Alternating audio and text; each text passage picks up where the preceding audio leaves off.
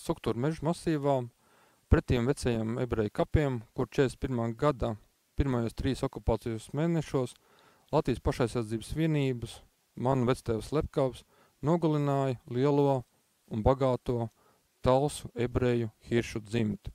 Dzimta sastāvēja no 12 lielām atvasēm, un visas atvases, ieskaitot singalus, nespējīgs bērns, sievietes un vīrieši, guļ man aiz muguras šajā nelielajā jaunaudzē, kur Ulmaņa laikā un okupācijas laikā atrādās Grāns karjera.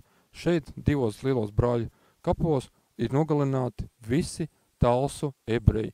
Kopskaitā 630 cilvēki. Jūs jautāsiet man, kur man tādi dati ir?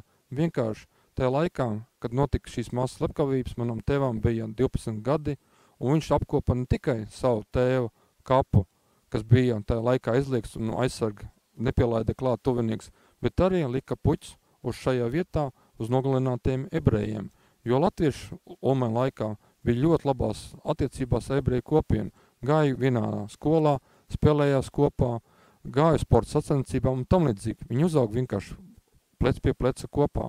Un šeit man tēvs Slepkavs arī nogalināja hiršu dzimti. Nav jābrauc uz Dundagu, nav jābrauc uz Laprezorijas mežiem, kur arī nogalināti ebreji. Tikai šeit guļ talsu ebreji.